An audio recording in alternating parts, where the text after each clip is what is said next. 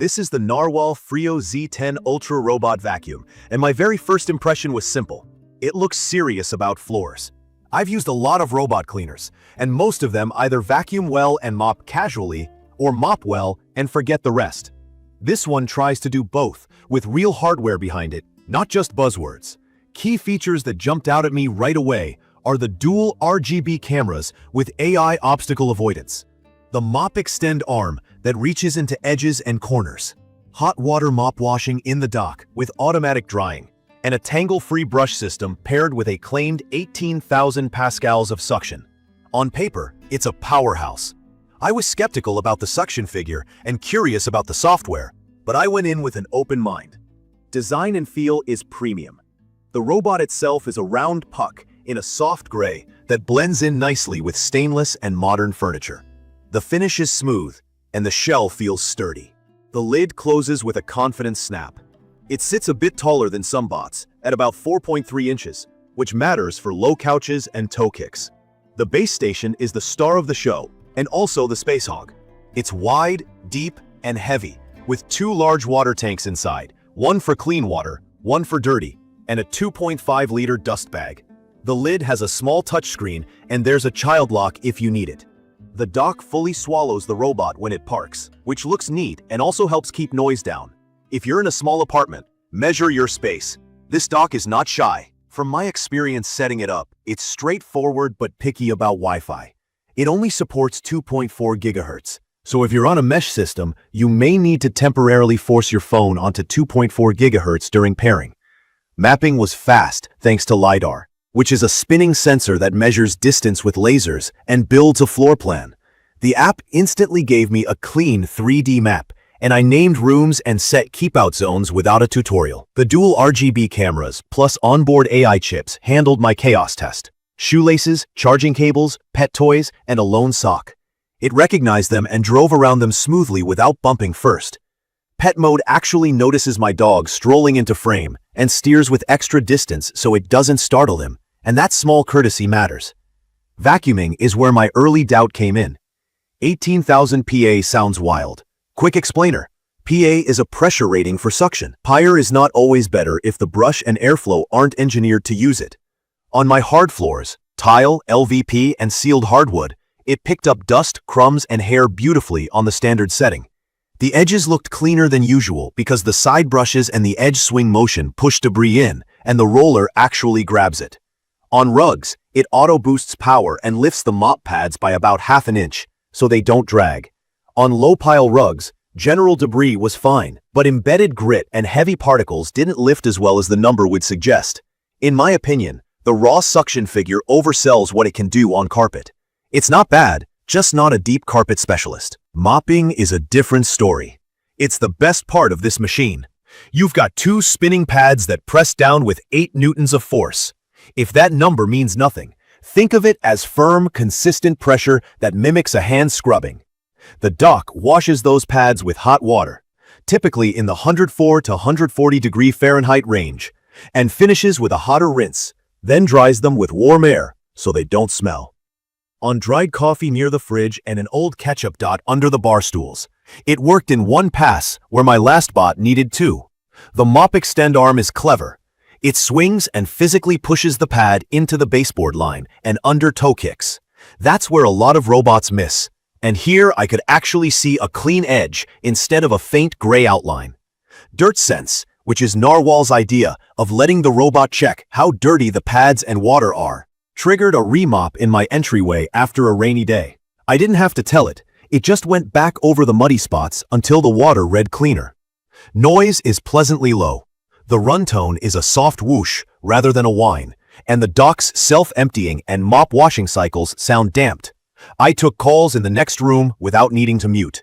That said, water use is aggressive when you choose higher mop pressure and frequent pad rinses. For a 1,400 square foot floor, I refilled the clean tank after a full mopping session. It's a trade-off, better cleaning and hygiene versus more frequent refills. I did hit one software snag that's worth sharing because it affects performance. Out of the box, the app had smart dust collection enabled, which waits longer between auto-empty cycles. That meant the small onboard bin got pretty packed with hair during a big run. When the bin is packed, airflow suffers and it cleans worse. I switched the setting to dock dust collection, which empties right after each run, and the vacuuming was noticeably more consistent. If you buy this, change that setting on day one. The app itself is capable, with live video for check-ins, custom room routines, and all the mop controls you'd expect. But it can feel fiddly when you edit maps after a furniture move. I had one map correction that didn't stick until I deleted the room and remerged it. Also, I'd like push alerts for tank status. The dock announces when the water is low, but I want my phone to ping me if I'm out. Hair handling is excellent. I have a long-haired dog, plus people with long hair in the house. The dual-flow tangle-free system is not a gimmick here. The side brushes funnel hair toward the roller, and then a strong pull moves it off the roller into the bin before it wraps. I pulled the brush after a week because I'm paranoid, and there was almost nothing to unwind. That's rare. I also appreciate that the roller height floats to stay in contact across uneven floors. Key features worth calling out for new users. LiDAR is the laser mapping I mentioned. It makes the robot smarter about room shapes and obstacles. The dual RGB cameras give color vision, so it can tell a sock from a dust bunny. The 8N pressure describes how hard the mop pads push on the floor. More pressure means better scrubbing. The mop lift is automatic, so you can vacuum rugs without getting them damp. And the hot water wash in the dock means the pads get cleaned like they would in a sink, then dried so they don't turn musty. Those pieces are the reason the mopping feels like a serious upgrade. The points I like, and the ones that made me keep using it daily, start with the mopping system. From my experience, it scrubs better than flat pad bots and keeps the pads hygienic because of the hot water wash and drying. The edge coverage is real. The mop extend arm and the way the machine swings the pads into corners leave fewer untouched streaks along baseboards. The obstacle avoidance is trustworthy and gentle. I don't babysit it or pre-clean cables, and it glides around shoes and pet toys without dragging them. The noise profile is easy to live with, even with the dock cycling. I also like the little quality touches. The touch screen on the dock for quick starts, the detergent cartridge that meters soap so I don't overdo it, and the option to set custom cleaning patterns for high traffic zones like the kitchen. There are caveats. The base station takes real space and isn't something I'd want to carry between floors. The vacuuming on rugs is decent, but doesn't match the high suction claim in real-world pickup, especially for fine grit embedded in fibers. The app is powerful but occasionally confusing, and the default auto-empty behavior is not what I'd pick. Water refills are frequent if you run high-pressure mop programs on large areas. And while I didn't run into hardware issues, I'd love clearer push notifications for low water and a more obvious empty every time preset during setup. None of these are deal breakers for me because I value the mop above all else here, but they're worth knowing. It's perfect for homes with mostly hard flooring, wood, tile, vinyl, especially if you have pets or long hair in the mix. The hair management and obstacle avoidance save time, and the mopping actually replaces manual mopping for day-to-day messes. I'd recommend this for someone who wants quiet, low-maintenance cleaning and cares about sanitized pads and dry, non-musty mop storage. If your place has a lot of medium or high-pile carpet and deep vacuuming is your top priority, you might want to pair this with a carpet-focused vacuum or look at a different style of machine.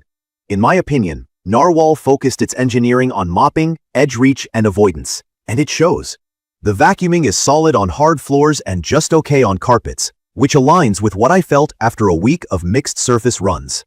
Once I fixed the auto-empty setting, day-to-day performance became much more consistent. I also appreciate that the robot lifts the mops on rugs automatically and that I can check in with live video when I'm away if the dog made a mess. In conclusion, this is a specialist that nails the right things for the right home. If your floors are mostly hard surfaces and you're tired of sticky footprints, coffee drips, and edge grime that other bots leave behind, this one earns a spot. If you're expecting a miracle on carpet based on a big suction number, temper that expectation. From my experience, I keep reaching for this because my kitchen and hall look cleaner, corners aren't neglected, and I don't think about washing mop pads anymore. That's the kind of convenience I'll pay for. Please check the comments section for detailed information about the NARWAL Freo Z10 Ultra Robot Vacuum. Thank you for watching.